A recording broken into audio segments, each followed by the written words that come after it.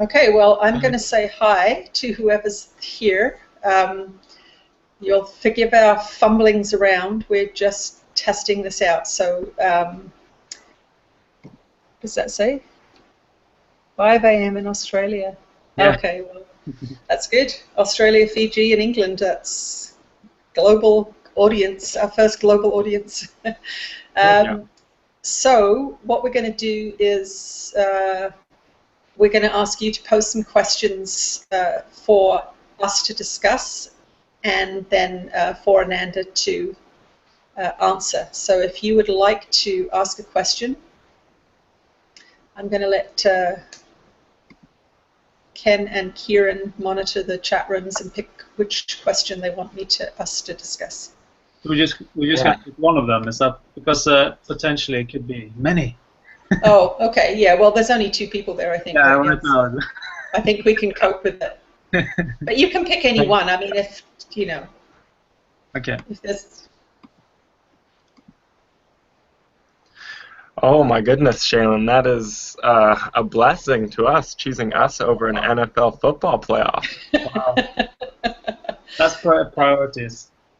That is priorities right there. Short-term pleasures over long-term accomplishments, Ananda would say. Yeah. No, long-term accomplishments over short-term pleasures. Yeah, we're going for the accomplishments. That's right. So yeah, if one of you guys can come up with a question for us that's been bothering you. Or itching your brain, perhaps? Yeah, something that's as Course students, Course in Miracles students.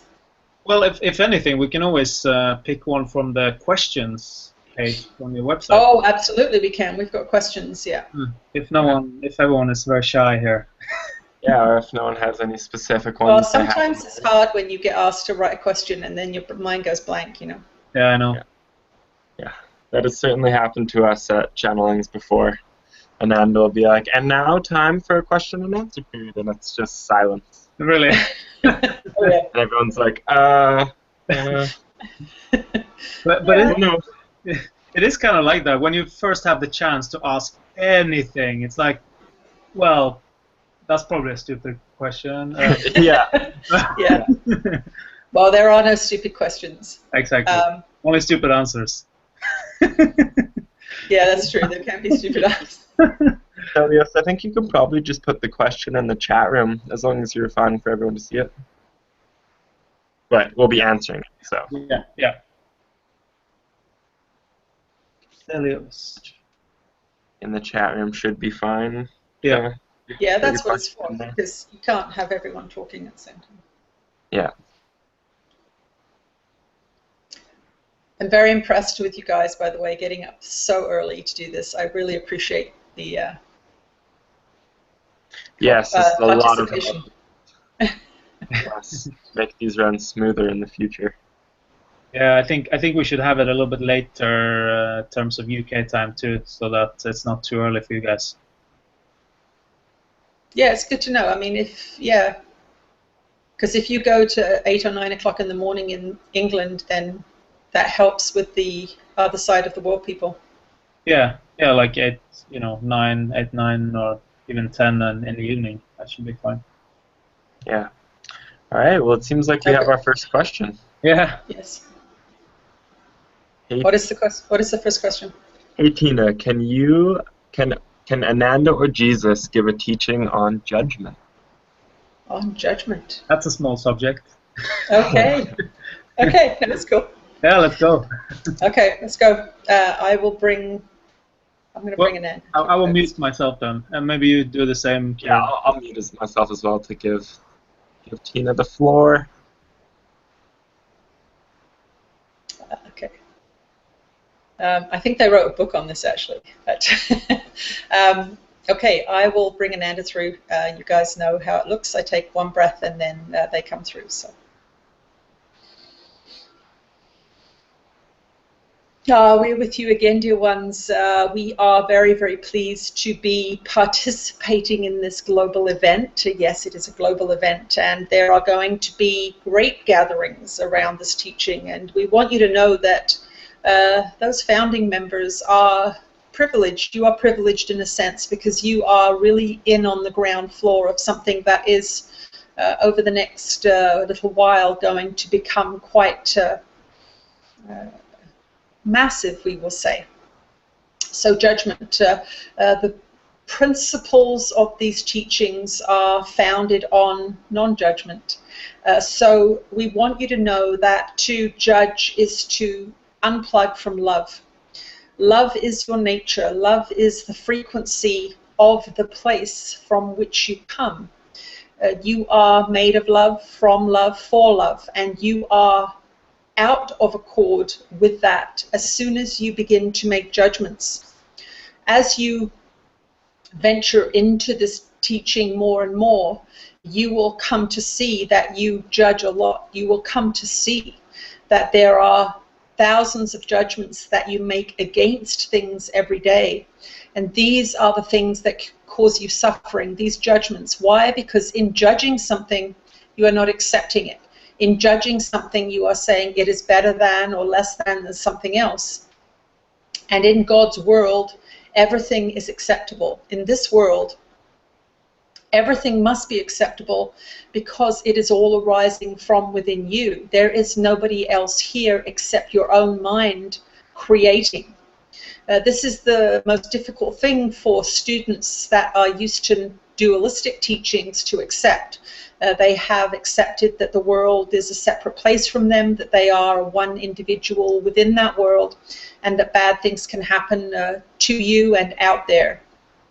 Non-dualistic teachings are not that. Non-dualistic teachings teach that everything that you are experiencing appears to be outside of you, but it is in fact an illusion. It is all within your own mind. How does this happen, you ask? Well, it is the grand projection. It is a trick of mind, the same trick that your mind plays on you at nighttime when you are dreaming and you seem to see and experience and be involved in many, many things, but all of it is taking place in mind. It is not taking place in what you consider to be the physical or real world, but it is no less or more real than the world that you think of as real. These images and ideas and experiences that you have in your dream time are no less or more real than the ones that you have in what you consider your waking time. And in your dream time, these images and ideas and feelings are all being generated from within your mind. It is more apparent in your nighttime dreaming that this experience is taking place within your mind. The same thing is happening out in the daytime, so to speak, out in your physical material world as you define it. Everything is arising, however, from you. The characters of your nighttime dreams may be monsters. That character in your daytime dream may manifest out in the world as a terrorist. That movie star that you are having a love affair with in your dream may manifest in your world as an irresistible member of the opposite sex that you are very, very drawn to. The characters are going to take on different roles in different dream times. They are different levels of dreaming, if you will. And so once you begin to see that the world and people, places, and things and experiences and feelings that you are having in your daytime are all being generated from within you, then you begin to understand how detrimental judgment is. You literally are attacking your own mind when you attack anything that is you are encountering in your life.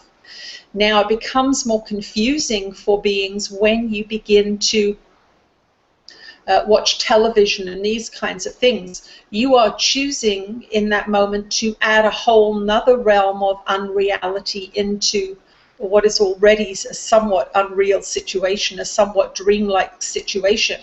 And this, of course, is one of the reasons that we ask you to cut back on your television watching, because you are adding dream time onto dream time. You are adding fantasy onto fantasy, because the truth of the matter is a lot of you are living in a fantasy world that is arising from within your own mind. And this is why judgment is such a detrimental aspect of your behavior, because you do not realize that you are attacking yourself whenever you are judging something that you are encountering. You are encountering it because it is important for you to see it. This is how the grand projection works. You are encountering your life moment by moment as you walk down the street, or as you read a book, or as you cook dinner, or as you engage with your family and friends. These are all players in your dream, and you have brought them to you for a reason. They hold secrets that are part of your consciousness evolution and part of your education. And when you judge them, when you put a hand up and you say, no, you are not acceptable, I do not accept this lesson, is essentially what you are saying. And so you cut yourself off at the knees, so to speak. You are missing something that you need to see that is not tolerable within your perceived self. So the grand projection is a demonstration of separation, and you accept this part of yourself that you consider your ordinary consciousness, but there is a whole other part of your consciousness that you have pushed away from yourself and you have placed out in the world. These are the things you fear, these are the things you hate, these are the things that make you nervous, these are the things that cause you anxiety. And when you begin to encounter those things in your life, in the form of people, places, and things, characters in your dream, if you judge them and push them away, or you judge them and you do not accept them, you are literally attacking your own mind, and you are pushing away the lesson that discomfort is going to bring you. You see, you have decided that there are things that you cannot tolerate in your mind, and you have put them outside of you. And so that is why all of the bad things seem to be out there, and that is why it is so strong an urge to judge, because in judging those things, in keeping them away from you, you believe that you are maintaining your safety. What you are maintaining is your ego consciousness. What you are maintaining is the separation, and it is in acceptance and in forgiveness and eventually in love, loving those things, that you will be reintegrating the mind, reducing separation. Separation from what? Separation from unity, separation from God mind or higher mind. The split mind is trapped in the physical material world because it believes it is a body, it believes it is separate. And it is in the practicing of judgment that you maintain this illusory separated experience. So the best thing to do is to begin to stop judging the small things, the weather, whether or not you like your dinner, the shoes, the simple things. It is much less easy to cease judging people, but they are the most precious containers of the lessons that you have decided that you want to have in this world, in this experience or this incarnation. So we want you to know that judgment is not your friend, but do not begin with the most difficult subjects. You all know that person that drives you up the wall, or that you cannot tolerate, or that you have a resentment with. Of course, the Course in Miracles lessons help you through this process. But today, just be accepting of what is, whether it is how you feel, whether it is the weather, perhaps an assignment or an event that is going to transpire today that perhaps you do not want to participate in, but you are participating in it. You could even say that would be life. Your life is going to happen whether or not you want to participate. When you can bring your mind into a place of non-judgment, you are going to begin to look for the lessons. You are going to begin to look for the discomfort. And that is the gem, that is the precious treasure that is hidden within each moment. The resistance, the judgment keeps the lesson away. The acceptance, the forgiveness, and eventually the love of everything is going to reintegrate the mind and return you to unity. Judgment keeps you in separation, and forgiveness, first of all, acceptance, forgiveness, and love bring you back into unity consciousness. So that is a little primer on judgment. Don't do it. It is going to cause you suffering, even though it does not feel like it. The ego consciousness loves to judge. It is its food. The ego consciousness is going to resist acceptance. It is going to resist forgiveness because you have, in your choice to come into separation, you have chosen not love. You have chosen to be apart from acceptance. You have chosen to be apart from unity consciousness. And so the ego mind in which you reside right now really doesn't like those concepts at all. And that is why forgiveness is such a challenge and why it is so powerful. So begin with non-judgment of the simple things and just become aware of where you are refusing to accept. It can be people on the street, it can be news events, it can be anything. Watch for those things that upset you and see that you are saying they should not be. That is your judgment, and that is actually perpetuating the separation experience, and it is not what you want to do. That is what everyone is doing. We must get people to begin to accept, first of all, themselves, stop judging themselves, and then begin to accept the simple fact of what is. When you accept what is, you can look for the lesson. When you refuse what is, you are not looking for the lesson. We will return in a few minutes.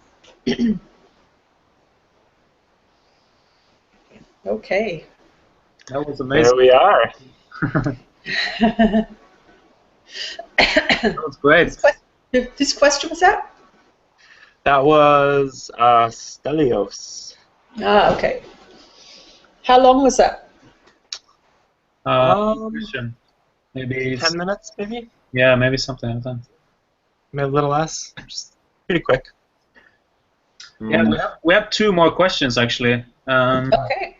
One from Phoebe and one from Phoebester. Hi, Phoebe.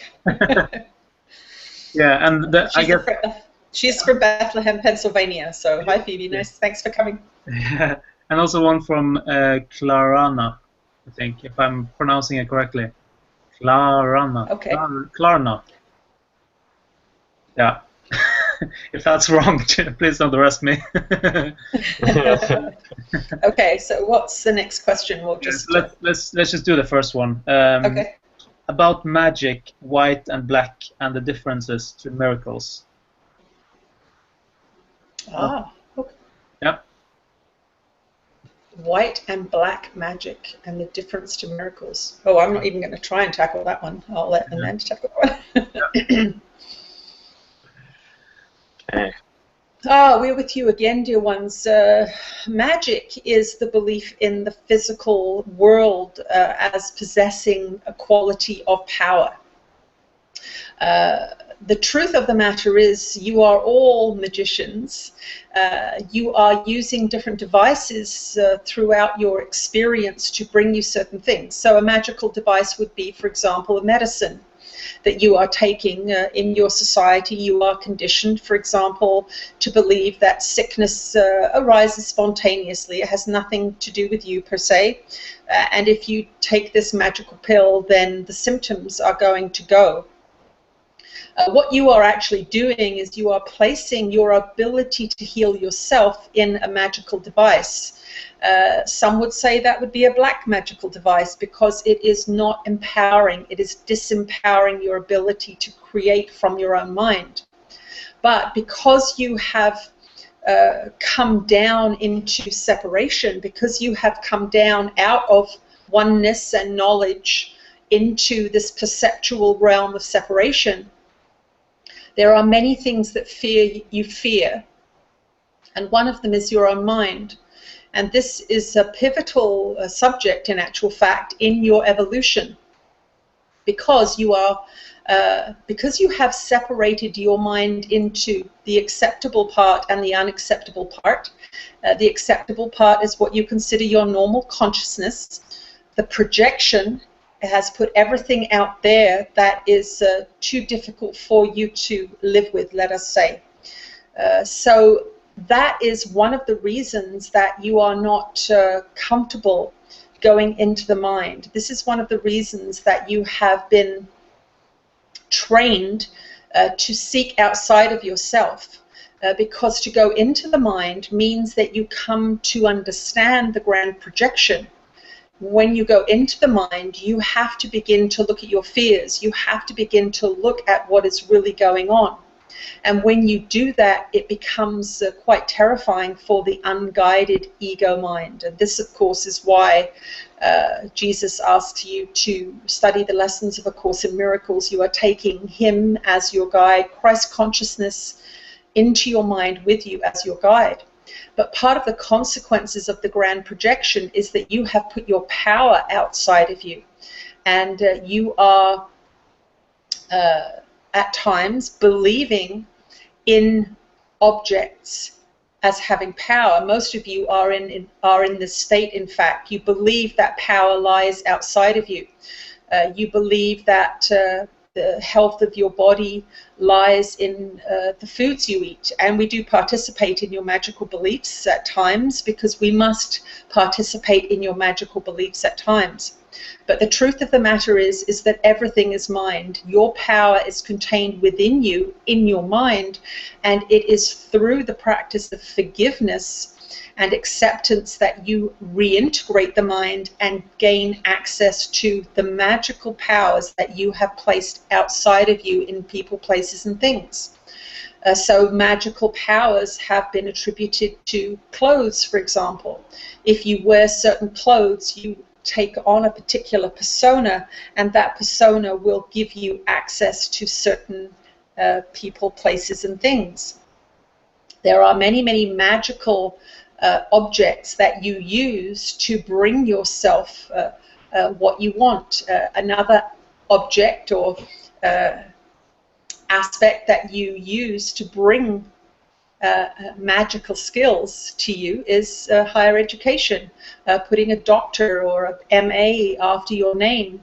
You use this as a magical device to impress people, to tell people your experiences, to tell people how educated you are, and therefore that they can trust you or they can pay you more money. These are magical devices. You don't think of them this way. The difference between black magic and white magic is, interestingly enough, a bit of a gray area. The mixture of the two, obviously. Black magic is intentionally trying to affect somebody else's path in a manipulative or deceitful way to get something that you want, something that your ego wants. When you are manipulating in this way, you do not trust in life. You do not trust in the natural blessings and miracles that will arise from love. You believe that you must use a magical device to manipulate somebody, to change their path, to get them to do what you want them to do. And this is ego. This is the lower ego mind using power and influence in a manipulative way. White magic would be perhaps offering a prayer to heal somebody. This is using your own power, your own influence to assist someone, to offer them positive thoughts so that they are able to access energy that perhaps otherwise they would not. So this would be the difference between black magic and white magic. But the truth of the matter is, in non-dualistic teachings, there is no other. You are the only one really who is participating on your journey. And so to even look at magical devices is a perpetuation of separation. The miracle-minded being is always focused on the reunification of their own mind with oneness, knowing that that is the ultimate influence. That is where miracles are generated, and they are not generated from a lower place. Miracles are in fact generated from the unified mind, from higher mind. And that is why, as you journey on through the lessons of A Course in Miracles, as you practice more and more these higher frequency practices, you are literally going to see spontaneous miracles out in the world. This is what the black magic or the white magic is attempting to do from a lower frequency. They are attempting to make these things happen from the separated mind, from the mind that believes in individuals and separated beings, let us say. So really, black and white magic are both playing out in the realm of separation, and they are the ego's attempts to influence based on what it thinks is the best. The miracle-minded being is trusting that it does not know what is best because it cannot see all the permutations and convolutions of infinity, of which of course it cannot. And the miracle-minded being that can sometimes look quite passive in terms of the dualistic way of the world, is actually working in the realms of higher power. And this is based on faith that there is a force, a benevolent force guiding everything in the universe that you see and don't see, and that you really have no right to manipulate for good or bad, because you really don't know what is good or bad. The miracle-minded being is humble and knows that it does not know. The practitioner of magic thinks it knows, maybe using black or white magic, but it thinks it knows what is best.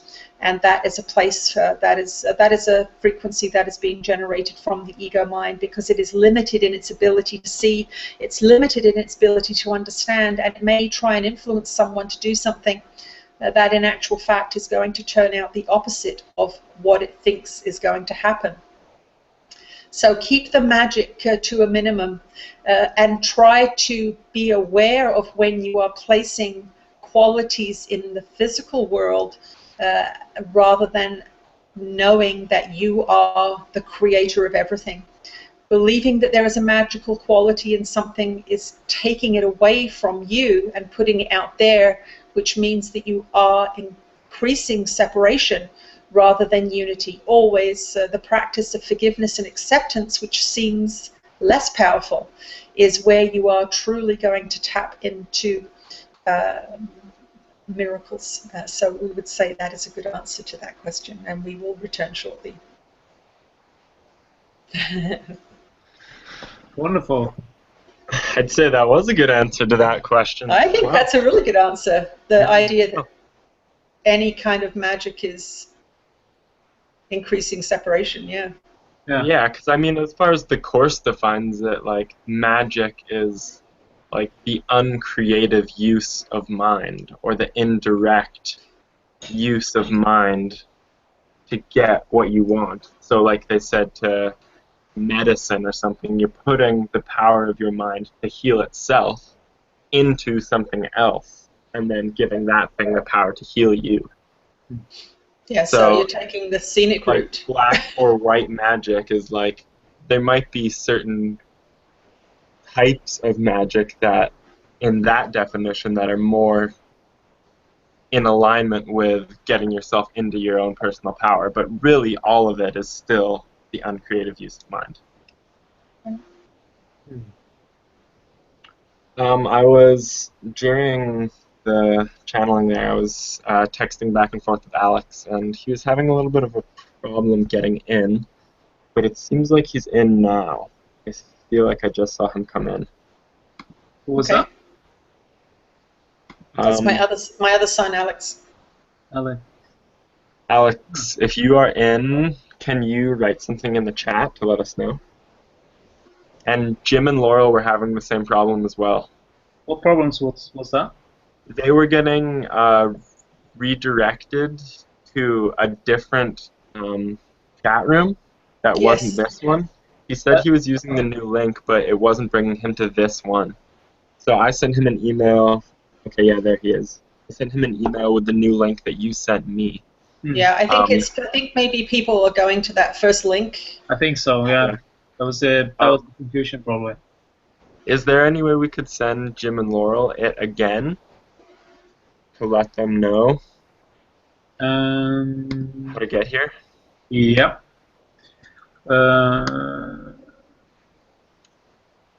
Do you have the email address of them, or directly, so you can just send it to them, or? I don't have it. No. Okay. Tina, do you? Let me see. So say the names again, please. It's Jim and Laurel. You know, Jim. You've got Jim's. You've got his email. Okay. Right. jstroll@AOL. Oh, Phoebe Darlington. She forwarded it to them. Phoebe's done it. Okay. Thanks, Phoebe. Cool. Okay. Thanks, Phoebe. We've got everyone working on us. It's awesome. Yeah, everyone is helping each other. That's the way it should be. Well, this is why we're doing this one today, so we can figure out. Absolutely. These are all people I know who won't judge me. No judgment. No, No judgment. that's great. So Alex is in there. Okay. Hi, Alex. Laura, hi. Okay. If everyone can ask their questions in the question mark, it's like a Q&A section. But there's one question from Phoebe in the chat section, so I'll just ask that so she has a question: does praying for others help them heal? If others don't believe in God or A Course in Miracles, can my prayer on their behalf help shift something in their life? It's her question. Okay. I will let Ananda answer that. Oh, we're with you again, dear one. Yes, you must remember the principles, the basic principles of separation. The basic principles of separation are that you think there are a lot of other beings out there, but they are actually aspects of your own consciousness being shown to you. So when you pray for somebody else, when you believe that they are truly somebody else, and of course most of you do, that is the consciousness that you find yourselves in right now. That is why you suffer. That's why you get angry with people. It is why you resent, because you believe that they are separate. And as long as you are in that level of consciousness, and that is okay, we first of all want you to know that that is okay. You are all participating in separation. That is why you are all here together. You are experiencing the suffering of separation, and that is the journey that we are on. The journey is the lessening of separation and the increase proximity to love, and eventually as you forgive more and more, and as you learn more and more and practice more and more, you are going to get closer and closer to love, and as you get closer to love, you are going to suffer less. So in looking at another being that you believe is another being and sending them love, you are in fact sending yourself love and healing thoughts. So it is going to make a difference because you are using love. However, you must understand that in believing that they are another, that you are increasing separation at the same time. So you are doing one step forward and one step back. If you really believe they're separate from you and you're praying for them, on some level you are reinforcing the separation. So in a circumstance like that, what we would like you to do is to say, this being appears to be someone else, but what I have been told is that they are an aspect of me, so I am going to send loving energy to an unhealthy aspect of me, and I accept that prayer from myself. And that is going to allow you to send the prayer, but it is also going to add a postscript, let us say, which says, I'm sending the prayer to someone who I think is separate from me, but I have been told she is or he is an aspect of me, and so I am going to tell that story too. And what you are doing in that action is that you are beginning to disempower your belief in separation, and you are going to begin to disempower your belief in sickness, because when you pray for a separate person who's ill, you are literally in that action demonstrating your belief in those two things, their separateness from you and their illness.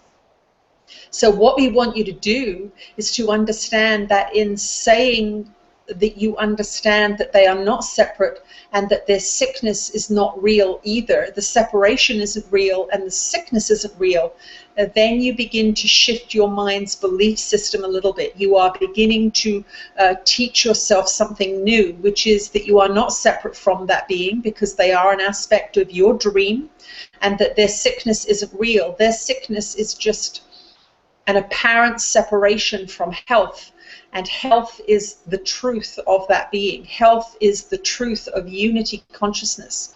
So separation and sickness go together. So when you are praying for someone, you don't want to really reinforce those beliefs. You want to add a qualifier that is going to gently redirect your mind closer to the truth. You must remember that when you believe something, it is very, very difficult to go to not believing something very, very quickly. And that is why the lessons of A Course in Miracles are so imperative, because they are literally taking a mind that believes in separation and judgment and attack and turning it into a mind that believes in unity, forgiveness, and love. And it is a journey. It cannot be done instantly. And for those of you that are early on in this study, you are going to balk at these ideas of unity, consciousness, and love, because you are still in a separated consciousness that believes in it. So you must accept where you are, and this is why self-acceptance is so important. You must accept where you are, accept that you need help to change your mind, and accept the means that have been given to you, which are the Course in Miracles lessons as your daily practice. But also these conversations are being given to you to help you change your mind. You must be willing to accept that your mind needs to be changed, and this is the greatest difficulty for you as you go into these teachings, is that you believe what you believe now and you cannot imagine believing anything else. But trust us, the more conversations we have, the more you practice your lessons, the more you practice forgiveness within your own mind, the more your mind is going to shift towards truth, which is that love is the only thing that is real. Everything else that looks unpleasant is an absence of love. It is not a real thing in and of itself. If you add love to it, it will simply disappear. So things like jealousy, if you add love to jealousy, it is just going to disappear. Sickness, if you add love to that mind, it is just going to disappear.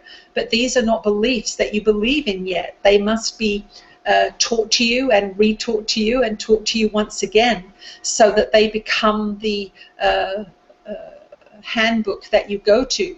You are all taught repeatedly in the reality of the body, in the reality of sickness. These are great gods that you worship in your society. And it is not an easy fix, so to speak. But trust us, if you begin to tell that story, yes, I'm going to say a prayer, but I am really praying for myself. That is part of your reconditioning program, and you will begin to feel relief. You will begin to feel relief. When I pray for someone else, I am actually healing an aspect of my own mind that feels very good to the mind. Why? Because it is in alignment with truth. When you feel I'm praying for someone who's really sick, there is a fear-based taste to it. And that is your guidance system saying, actually, that's not an accurate view of what is going on here. So pray for them and know that you are actually healing an unwell part of yourself, and that you are going to feel better for it. The world is going to feel better for any prayer that you say based on the truth of the matter, that you are in praying for someone else, you are literally praying for yourself. So we hope that clarifies that for you a little bit, and we will return shortly. Great. Yeah, that was good. Yeah. Yeah. Yeah, Okay, I like this. They're giving short but concise answers on all these things. Yeah. Yeah, I think what they're trying to say kind of goes along with this. If you've read the Course, there's portions of it where it talks about the unhealed healer, where it's you can't give something that you haven't accepted for yourself. And I think that's kind of the point that they're talking about with that, is like to pray for someone else while you haven't accepted the healing yourself first isn't the proper steps yet. Yeah, like they say, that you're kind of perpetuating the separation when you believe that they are separate and sick. That's really just, I mean, you are adding love to the mix on a certain level, but with that, you are reinforcing that belief that they aren't connected to you, really. I think it's challenging for, me, it's, What happened to Kieran? I think he jumped Oh, out. I think I cut out there for a minute. Oh, there you go. Go back. Yeah. Okay. I think that's the biggest thing that I've seen as I've gone through this journey is when you first start practicing the lessons of A Course in Miracles, it makes no sense. This world's a dream, this is all me. It just sounds like bullshit. I mean, it really does. But what happens is that as you go through the lessons, you start to see shifts in the outside world that really are not logical based on what we're told how the world works. We start to receive things that we didn't receive before, whether it's an internal experience of something like peace of mind, or it can be money showing up miraculously to get you somewhere that you want to go. I mean, I think of, when you first came to Salt Spring, Kieran, you didn't know where the money was going to come from, and literally the day you needed it, it came. Yeah, it was really interesting. Like, it was a situation came up for me to move from where I was growing up to Salt Spring Island, where I live now, and where my mother was living at the time. And we decided to do it, and I had maybe a month to get money together to do it. I needed to pay first month's rent, damage deposit, food for the month until I could get a job going again, and I had no money to do it. And I basically just said, if I'm meant to make this move, and if this is meant to happen, then it's going to happen. And I want it to, and I kind of put it in hands not my own. And I looked for work, and basically the last week before we were supposed to move, didn't look like I was going to be able to make it. And then within 3 days, I was able to borrow $500 from my friend, one of my really good friends, where I was living before in Seminarm. Their parents are quite well off, and I had a really good relationship with them. And the last time that I was going to see them, they gave me a little going away letter. And didn't think much of it, but I opened it a couple hours later. They gave me $500 just out of the blue, didn't know that I needed it, and found a little bit of work with my other friends. So all of a sudden I had $1,500 to pay my rent, damage deposit, get there, have food for the first month until I could get paid again. And it just all showed up just like that as soon as I relaxed and was like, if it's meant to happen, then it will. Yeah. And I think that's one of the things, interestingly enough, I mean, Kieran has a bit of a tendency to do that naturally. A lot of us have to learn to do that, not try and control. And, I'm kind of getting that in spades right now, not from month to month, not actually knowing where I'm going to be living. And miraculously, these things show up on the horizon just when I need them. And I get clear guidance. What I don't do is micromanage my life, and I don't try and control every little thing. I just keep doing today what makes me feel good, what excites me, and lo and behold, it keeps unfolding miraculously. And I think that's really where so much of everyone's suffering comes from, is judging, today if I, trying to figure out what's going to happen in 2 months or 3 months, and surrendering to today is a challenge, and that's obviously what the Course in Miracles lessons get us to do. They get us to stop thinking about every single little tiny detail of everything. It doesn't matter whether you've got $15 in your bank account or 150 or 1,500. You're going to be okay tomorrow. It's going to play out okay, and the more peaceful you are, the more access you have to guidance, the more access you have to abundance. And I think that's really the biggest liability that most of us in the Western world are battling with, is this we've been trained to plan everything, and it just doesn't. It just causes us stress and fear, and we step out of the miracle-mindedness that we're being trained, trying to be trained into here. Mm-hmm. I have another kind of angle with that. I sent an invoice to a person once, and they didn't pay, or they kind of ignored the invoice, and went on for like months and months, and the due date was like getting pushed really hard. So it's like a year later, and and you kind of feel this injustice kind of happening to you, right? And then eventually I came to the point where, you know what, I mean, who cares? I mean, it's just money. And I just deleted everything, and I just kind of, and this was like half a year later, maybe even a year, I'm not sure. Deleted everything and just kind of, actually for myself, just like, I'm just going to let it go. And then the person paid.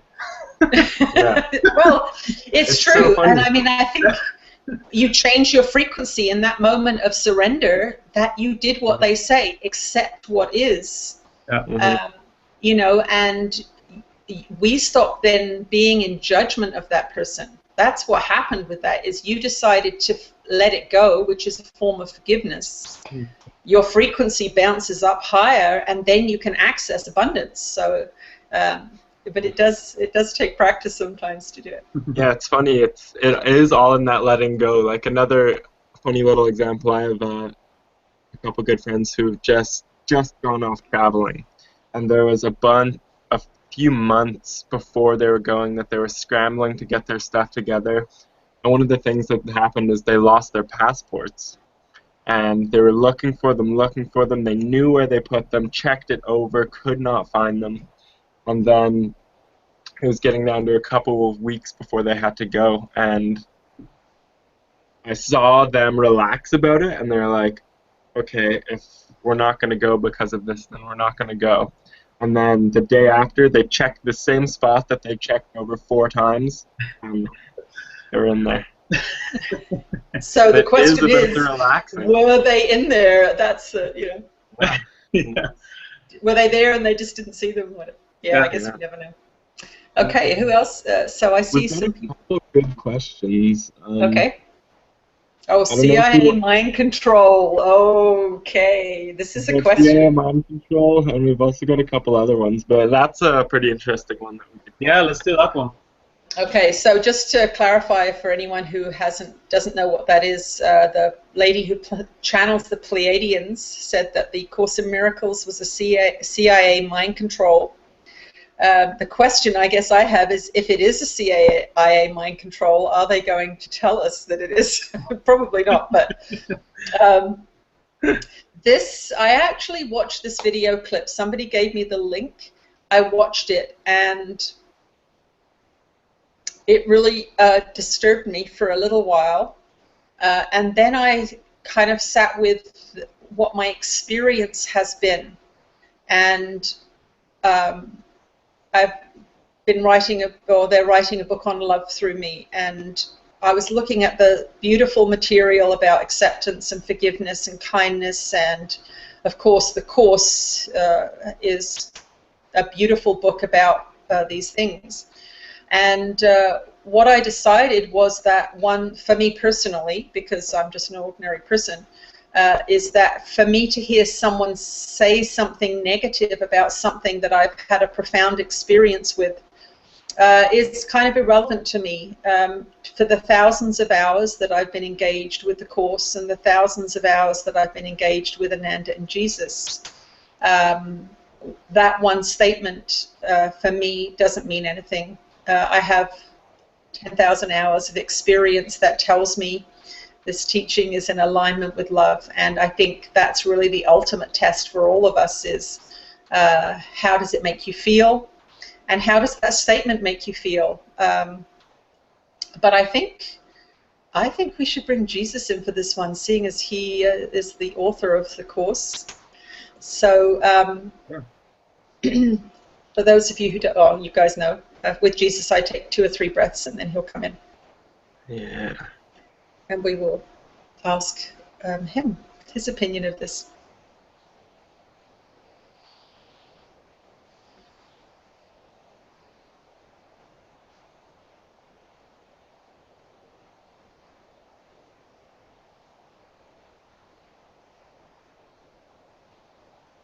I am that one that you know as Jesus, and this conversation is,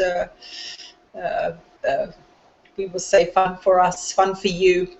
What is happening here is that we are communing with that which is truth, which is the mind. You are all using mind, connected to mind, to have an experience.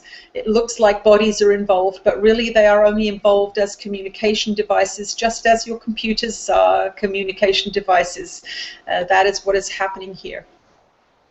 The miracles that arise from the transformation of your own mind are going to be the answer to this question for you.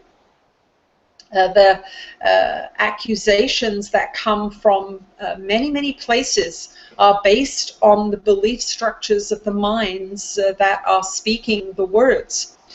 It is very, very important as students of this teaching to understand that there are counter arguments for every single aspect of this teaching. You are going to find thousands and thousands of people all over the planet that are going to have evidence to the contrary for what this particular text teaches you as truth. This world is one of separation, and that means that there are thousands, countless thousands of different beliefs and ideas and thoughts and real experiences. Remember, you get to experience viscerally and in real time your beliefs. If you believe in scarcity, you are going to experience scarcity. If you believe in abundance, you are going to believe in abundance, and those two people can be living next door to each other or even within the same family. And they are experiencing a completely different reality based on their belief structure. So you must trust your own experience, because that is all you can trust. That is the only thing you have, is your experience of the grand experiment that is your mind. Your mind is going to align with certain beliefs, and it is going to manifest those beliefs. Somebody else's mind is going to align with their beliefs, and they are going to manifest evidence for those beliefs. What this brings up is a discussion of what reality is. There is no one reality. There are 7 billion different realities, and yet they are all contained within the one mind. This is a difficult thing for you to comprehend when you believe in separation and when you believe in other people's philosophies or opinions. This teaching is about connecting you to your own inner guidance. And no, it is not a CIA mind control program, but if it was, obviously they wouldn't tell you it was. So you still are left with your own guidance system. You are only ever left with your own guidance system. If you meet somebody and they tell you a story, you can believe that story simply as the words that are coming out of the mouth, or you can feel that person. You can feel the frequency of what they are saying. And sometimes the words and the frequency don't match, and you are better served to listen to the frequency feeling that is being generated. For some of you, you have had negative experiences when you just listen to the words but do not listen to the frequency. These teachings are a complete thought system, and that is true as a mind manipulation, we will say. It is a complete thought system, and if you take certain aspects of other thought systems and try and integrate it into this thought system, you are going to have difficulty. You are going to have difficulty because this thought system is complete in and of itself, and it requires you to maintain that integrity for you to get the results that it is saying you will get, which is miracles. The teachings of the Pleiadians are more dualistic in nature. They are not non-dualistic teachings. They do refer to the dark and the light. They do refer to the physical aspects of this experience that you are having here. You cannot compare dualistic and non-dualistic teachings because they are what you call apples and oranges. There is no point in comparing them because they are not of the same quality. They are not of the same reality even. To think about each being having their own reality is a mind-blowing prospect for you because you believe in the world. And this is one of the consequences of the Course in Miracles teachings, that you are not looking at the world, that you are not looking at the structures of the world and believing in them as powerful or not powerful, good or bad. You are beginning to practice acceptance of all things based on the knowledge that all things are arising from within the one mind, and the one mind must be reintegrated to experience truth, which is unity consciousness, which is love. As long as you are in the separated mind, the judgmental mind, you are going to have an experience of separation and fear and the physical material world in which most of you are locked. So you will know by how this statement makes you feel whether or not it is in alignment with your path. Everybody's path is seemingly different, and yet there is only one path. You are either getting closer to love, or you are getting further away from love. The further away from love, the worse you feel. The closer to love you get, the better you feel. And this is the only judgment that you should really be using. It is more discernment, but you can use the word judgment in this circumstance if you wish. So we would say, if you want to participate in that teaching that is coming through that particular channel, then that is the teaching that you should listen to if it draws you. If it makes you feel good, if you feel like you are in alignment with it, then that is the teaching that you should follow. This teaching is a teaching that is uncompromising in that sense. You are not going to be able to mix apples and oranges and be at peace. This teaching is a unified thought system that requires you to focus on it. It requires you to practice forgiveness. It requires you to act on faith initially, but not after a little while. After you have practiced these principles for some time, you are going to get experiences that lead you inexorably along a path that takes you closer and closer to love, and you are going to feel it as good feelings. You are going to feel it as expansion of your own sense of self, a feeling of comprehension of truth. There are many, many experiences that are going to come your way. But as long as you sit on the fence divided between different belief systems, you are going to get divided results. And that is where most people stay. They stay sitting on the fence, afraid to commit, because they do not trust. And of course, it is natural to not trust in a separated, ego-driven world. It is logical, but logic has taken you to the precipice on which you find yourselves now. Logic has taught you that more is better. Logic has taught you that all of the things that you do in your society are appropriate. And of course, you can see the consequences of that manifested in your world. And you can see the consequences of logic manifested in your own experience. Logic brings you certain experiences, and focusing on forgiveness and love brings you certain experiences. So from our point of view, we would say this is a good forgiveness practice, to look at that statement, to look at the fears that it brings up. Am I being made a fool of? Am I stepping into treacherous territory? These are all beliefs that are ego beliefs, fear of danger, fear of being made a fool of, fear of losing something.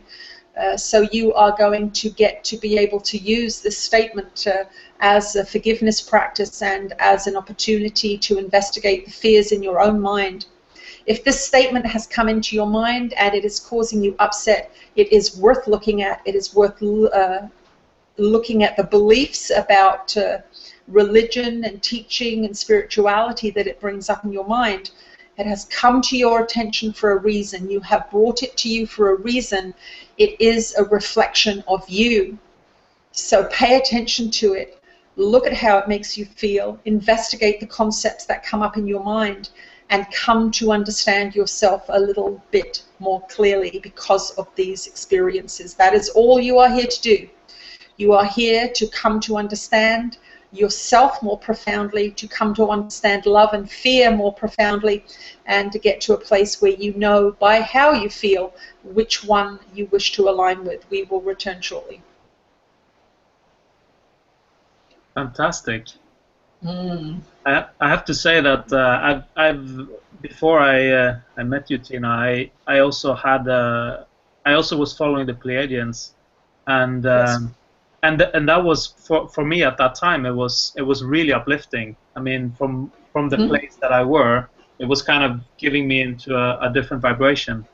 And then when I saw that, it kind of shook me a bit, because I Yes. also believed that that the Course in Miracles was good. I even felt Jesus kind of pulling me towards it. But it's good to. I mean, I came to a realization just that, okay, well, you know, you really don't know. I mean, with facts, with things that are, oh, this is true or that is true. I mean, the only thing you can believe is what you feel. Yeah, and we have to trust ourselves. I mean, that's really, I literally did. I spent a half a day a little disturbed after I had watched that, and but that's the same as anything out in the world. Anybody can say anything about anything and upset you, and the upset is in me. If it upsets me, then there's something for me to look at there. And what I did, as I said, was I went into my own experience and thought, okay, 10,000 hours of experience or one sentence said by somebody else, I know which one I'm going to believe.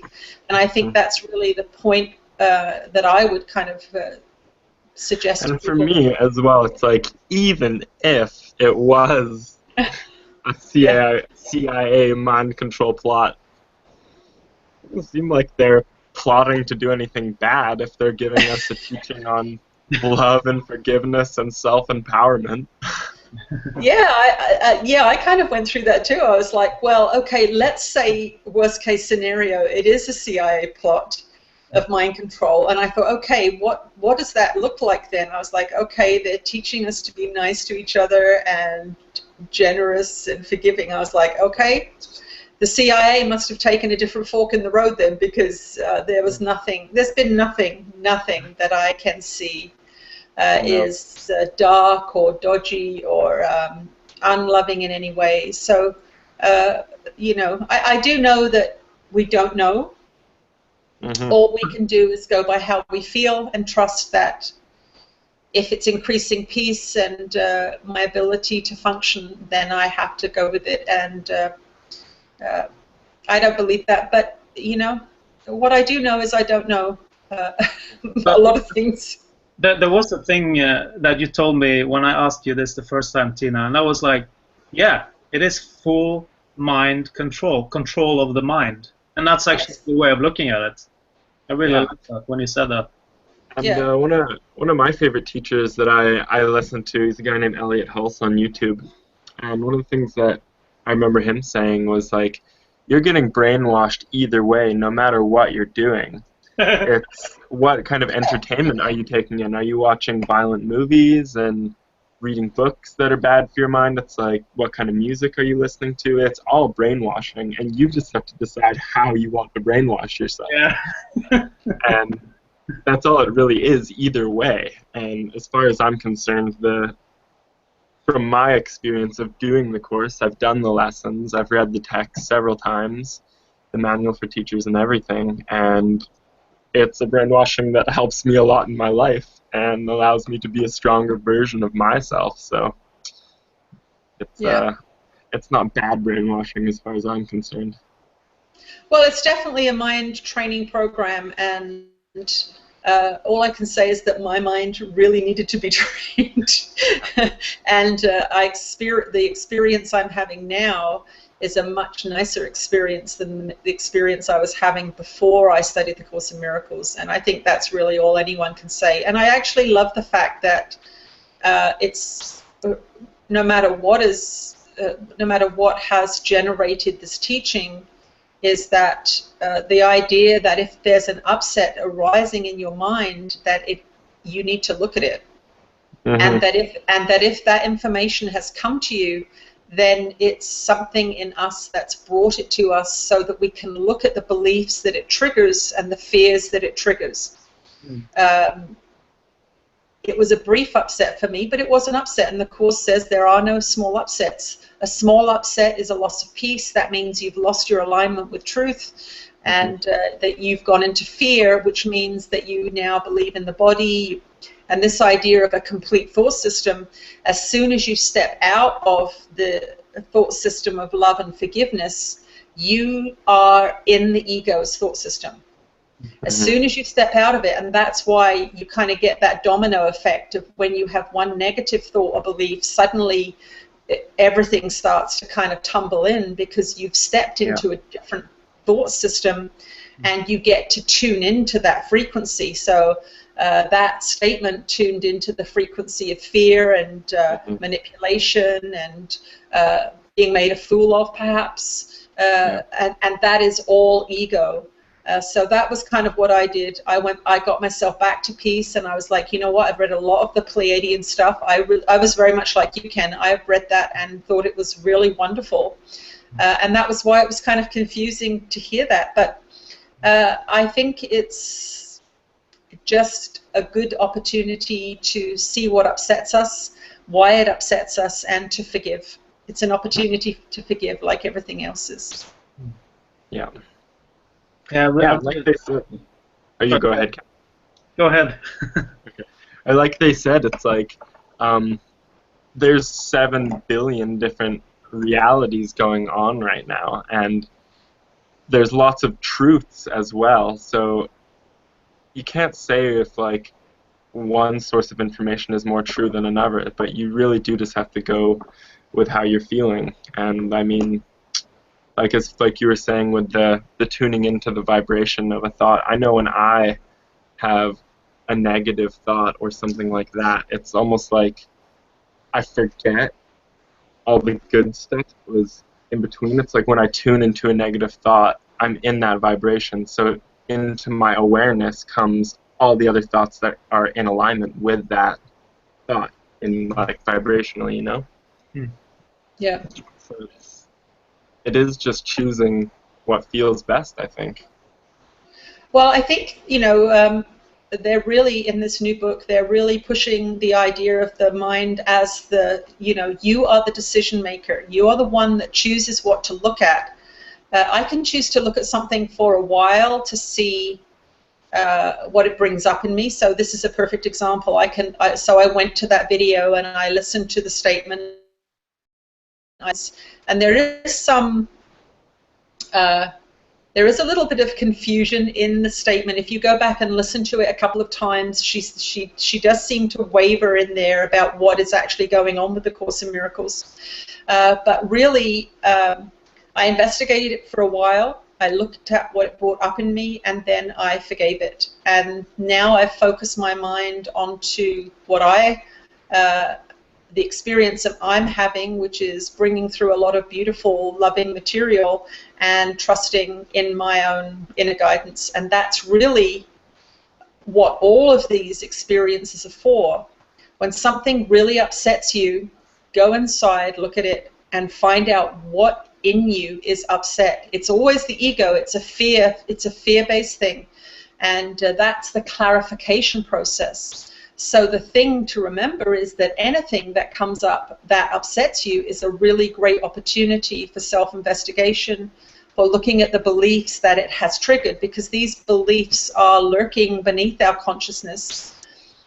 They come to the surface when something like this happens, and it's an opportunity for us to grow and go, oh, I've got some fear about being made a fool of, or I've got some fear about trust, or whatever it is. And this is how we learn. This is why we must be really grateful for people that upset us, because it's in them that we've hidden these fears and these worries. And that's the thing to remember. The grand projection, we have hidden all of our fears and terrors out there in the world, and we are going to encounter them. And we must forgive them. That's how we reunify the mind. We must always get back to that principle, which is that if it upsets you, it's something I've put out there to scare the living daylights out of me, and I must forgive it. That's the practice, right? Yeah. I like Alexander's comment. It's like washing your brain with the Course in Miracles. Yeah. Yeah, it is, totally. It's dirty, dirty laundry in there. Well, should we get a couple more questions in? Yeah. Yeah. I'm just going to go into the Q&A little slot that we have. A simple one about marijuana. Yeah, I've heard about marijuana, that it's a trick. I mean, this I've heard from my shamans when I did ayahuasca. That is a trickster plant. You don't really know if it's Yeah. good or bad. Yeah. Interesting Okay. to see what Ananda or Jesus is saying. Yeah. Who are we asking? Let's go with Ananda. Okay. Pick one. Just pick one.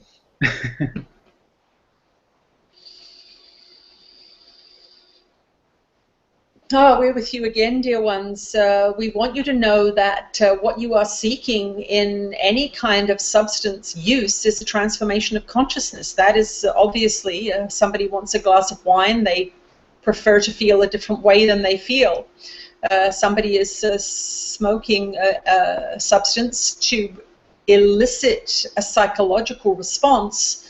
They are dissatisfied in some way with the consciousness in which they are residing. And so the first thing to do in terms of any drug or alcohol use is to accept that that is what is happening. To accept that the consciousness that is imbibing whatever the substance is dissatisfied with how it is feeling in that moment, and it wants to shift its consciousness. This is the place to start, because then you are beginning to tell the correct story. Often people say, I really like how I feel when I have this substance.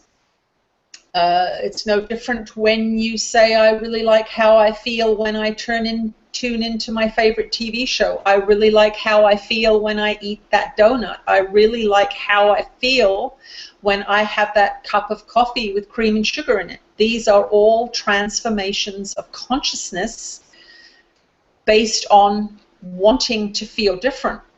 You have in your society lines in the sand that are really arbitrary.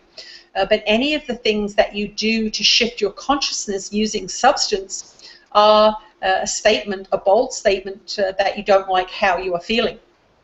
So to get to this particular plant, we want you to know that to experience a shift in consciousness is not necessarily a bad thing. Occasionally, if you are very, very stressed out and you, let us say, smoke some marijuana to feel better, as many of you do in your society, what you realize is that there is a big shift from being stressed out. There's a big contrast between the feeling of being stressed out and the feeling of being relaxed. You are actually being given a good lesson in how different you can feel, how different your experience can be. This is the gift of it, to show you that being stressed out is not what you want. The unfortunate part of it is when people use these substances to not deal with what is causing them stress. And this is where the inappropriate use of any kind of drugs or mind-altering substances takes place, is when you don't believe that you can change the state of your mind with anything else other than this. This is back to that original question of a magical device. A magical device is something in which you have put powers that you actually possess yourself, that you do not know or you have forgotten that you possess. And this is exactly what is happening with this particular substance. Anybody who believes that a physical substance can heal them is using magic to heal themselves. You are the creator. You are the one that is manufacturing your body minute by minute based on the frequency of the thoughts and ideas and beliefs that you hold in your mind. So if you are creating a sickness, and in your society, because of the split mind, because of the lack of empowerment, because of the belief in the body and the world and separation, you do not believe that you have the power to create the sickness in the first place. So therefore, you do not believe you have the power to eliminate the sickness. So these are all demonstrations of separation, but you must begin where you are. You cannot be more evolved than you are, and this is one of the benefits of relieving stress is you get to step out of your consciousness for a few hours into something that is more relaxed, that is more open, that is more peaceful. But what you have done literally is you have gone beneath consciousness.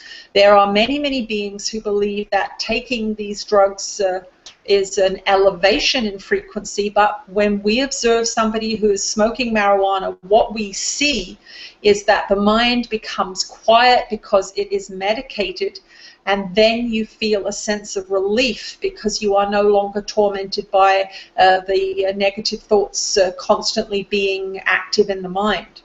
So you are medicating the mind, numbing it so that it does not generate these relentless thoughts and worries and concerns and judgments, and that is what causes stress. And so you feel as if you have gone up because you are feeling less suffering. But the truth of the matter is you have gone down in frequency. Now, there is a difference between smoking this substance and ingesting it as a juice or as a tincture of some kind. These can be beneficial, as in other herbs. Healthy foods are going to be more beneficial frequency-wise than unhealthy foods. It's the same principle. But in the end, what we want you to know is that the most powerful healing device you have is mastering the mind, because it is the thoughts and beliefs and ideas that are causing the stress that stimulate you to take these substances. When you are happy, when you are connected to spirit, when you are living a life that is in alignment with your joys and your passions, and you have done your forgiveness work so your mind is not contaminated with resentments, and you have aligned yourself with truth so you are not in a constant state of fear, when you are living in that mind, then the need for drugs subsides, the need for alcohol subsides, the need for many of these things subsides, and you are living then in a consciousness that is stepping closer and closer towards love and light, and you are really beginning to reap the rewards of and the joys of being on the journey that you are on. So for many beings, taking a drug to lower their stress levels can give them an interesting contrast so that they can see that there is a potential difference that is available to them. But unfortunately, most people go on that cyclical stress relief back and forth, and it is difficult for the body because you are constantly bringing your frequency down. Avid pot smokers do not like to hear this, but that is the truth of the matter, and you may like it or not, but that is how it goes. So we are here to help you raise your frequency into the realms of conscious creativity. We are here to help you train your mind to focus on what it wants to bring into existence rather than what it doesn't, and it is going to bring a lot of relief. The difficult part is living within the mind that is stressed without drugs and alcohol and these sorts of things in the beginning.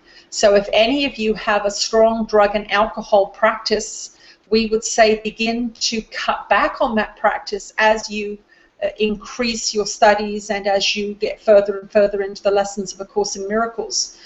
And watch why you want to use these substances. This is a great teacher. If you are still caught in that particular cycle of activity and behavior, what causes you to take that substance? Why do you want to change your consciousness? And if you look at it and say, well, after work I'm very stressed, I'm very unhappy, and I don't seem to be able to relax, then that is the issue that you must look at. The drug is a symptom of your trying to cope with the difficulties of the mind in which you are living.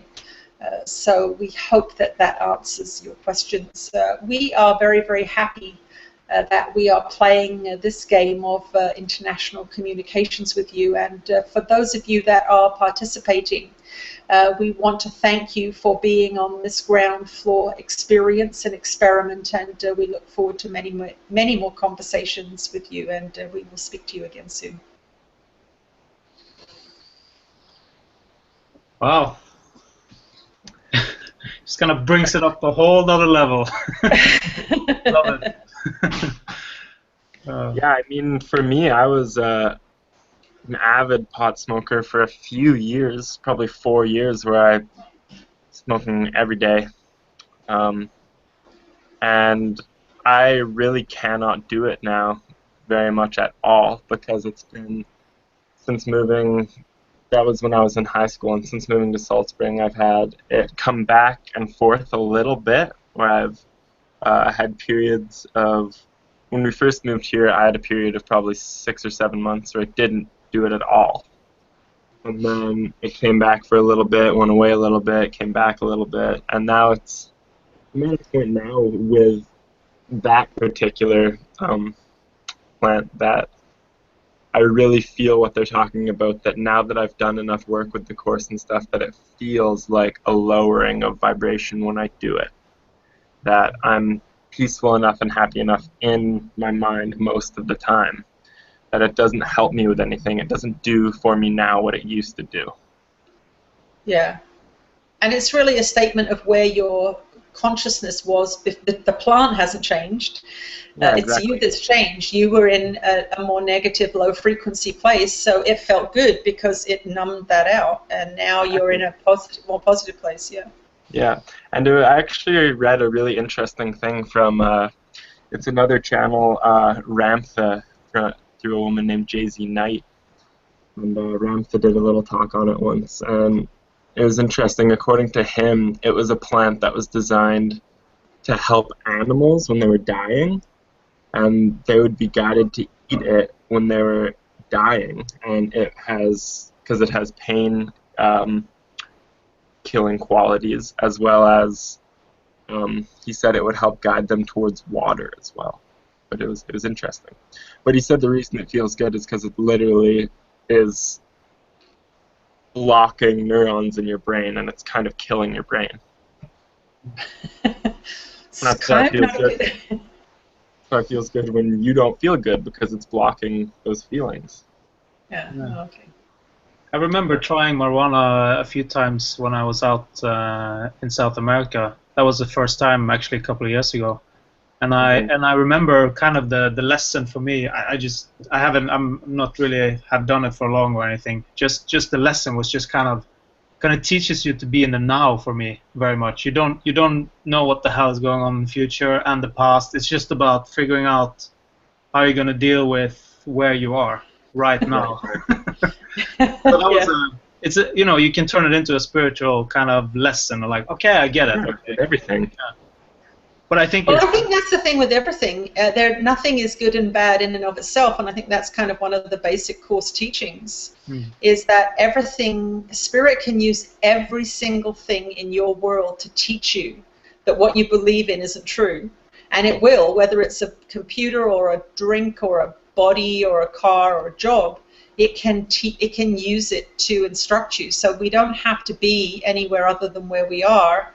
Spirit uses everything it has to help us, step towards truth. So I think that kind of basic thing, allows us to be more accepting of what is happening, because it is happening.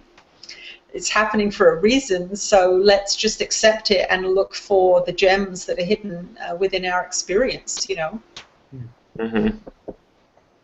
Yeah, it's the same. It's the same with ayahuasca as well, I guess. I mean, I know that ayahuasca is very much like a spiritual kind of drug. Many people won't call it a drug even. It's just medicine. But you can also get caught in that, that you kind of, okay, I have to use the drug to actually spiritually evolve, which is also a little trap. You can't. Well, and that's the idea of the magical, the silver bullet, right? We're always looking for the silver bullet that's going to stop us having to do the work. What I actually found, though, doing the course, and this is kind of, maybe a good thing to end on here, is that it was much more work living without the course than it was to live with it. To be in fear and to be believing, to be upset at the slightest, thing people say, or to be, kind of floundering around is a much more difficult experience than directing my mind to peaceful thoughts. That's really the ultimate purpose of this book, is to get us to a state of peace so that we can tap into higher mind so that we can tap into these higher realms. And I think that's the downside of any of these things, is they are physical things that we can become dependent on, and they aren't taking us up. They're allowing us to cope with the lower realms that we're living in, and we want to get up into the higher frequencies. I mean, I know the benefit, the experience I'm having of channeling is such an amazing addition to life. I can't imagine now living without it, and you know, I encourage everyone to keep on the path, because I mean, this didn't transpire with me until I'd been doing the course for about a decade. But from the beginning, I felt a lot better. From the beginning, I had access to more peace, and you know, I just encourage everyone to keep slogging away at the course if you're early on, and know that it gets better and better. Mm-hmm. I think you kind of concur with that, Hagerin. Yeah, definitely. Like at times, it can feel like the course can be a heavy workload, just because I mean, a lot of the lessons are very simple and really easy to do, but some of them are a little more demanding, and the text and stuff can be a little intellectually heavy sometimes. But it's just like you said, the difference in experience from when I do practice it and I don't practice it at this point is enough to get me to keep doing it, because the contrast is high enough that I just feel way better when I'm in the middle of practicing it than when I forget about it for a little while. So. Cool. Okay, well, we're at an hour and a half now, so we'll probably call it. Yeah, that seems like a good time for our little test run. That was a really good test run. Yeah, I think so. Yeah. Yeah, well, thanks everyone for coming, and yeah, thank you. Stuff.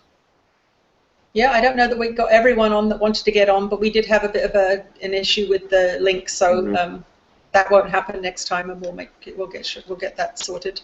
Yeah. Yeah. But we have 7 people at least who kind of. So that's cool. Magical number. Yeah. Okay, well, I'll sign out. Thanks, everyone. That was awesome, and we'll let you know. We'll let you know when we're going to do this again. Yeah. Yeah. It's going to keep on coming, I think. Yeah, well, they want to keep playing here, so. Okay. Bye-bye. Okay, bye. Bye. All right, bye, everyone.